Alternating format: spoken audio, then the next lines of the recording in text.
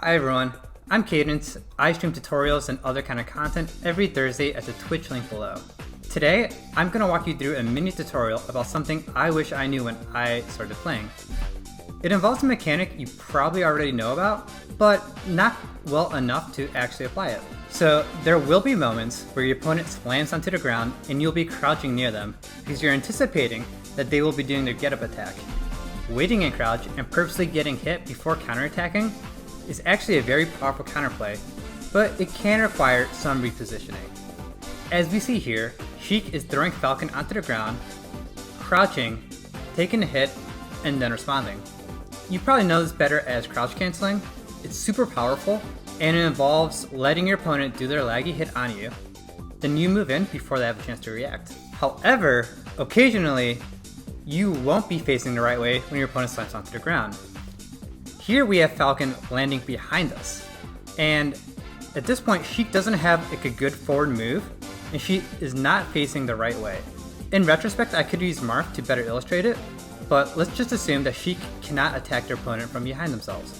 Here's what you don't do. You might be tempted to just turn around and reposition while your opponent's still on the ground. This leads you to a potential problem if your opponent tries to escape when you're moving back into place.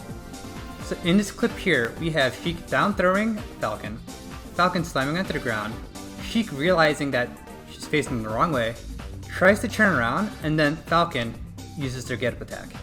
Also, as a side note, can we talk about how insane this move is? At 0%, Falcon is basically hitting you off stage. I can't think of a move that actually hits your opponent that far off stage at 0%. If you do know, let me know. Alright, so we know not to try turning around to face our opponent. Well, what should we do? The answer is to just let your opponent hit you while you're still crouching, and the game will always turn you around in the right direction. Yes, I know it's obvious for most of you, but I've always had a habit of turning around, and I've seen others do it too, so I know I'm not alone. This is related to an overall mechanic that you may or may not consciously realize, but when you get hit by your opponent, your character turns around and faces your opponent. Basically what I'm getting at is don't waste your time turning around. Although this is super obvious to some of you, I actually didn't realize this until someone directly told me. Just hold down, let them turn you around, and then punish their get-up attack. There are a ton of applications to this, but this is the first situation that forced me to understand this. And until someone told me straight to my face, I kept making my mistake. And now this is your moment.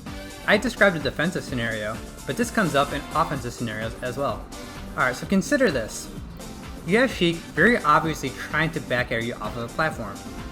Falco shooting a laser at her not only stops her attack, slows her down in the air, but now she's in a position where she can't attack anymore. There's hundreds of micro situations out there.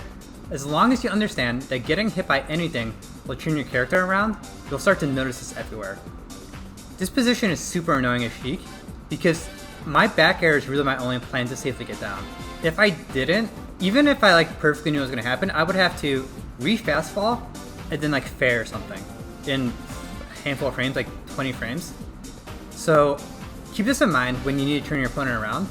You can just shoot him with laser, hit him with needle, anything really. This comes up a lot in doubles too. But know that universally, you will face your opponent once you get hit by them. That's the end of my quick tutorial this week. I'm currently uploading weekly on YouTube, but if you'd like to support me, subscribing to me on YouTube is the best way. Let me know in the comments what you think and what other videos you'd like to see.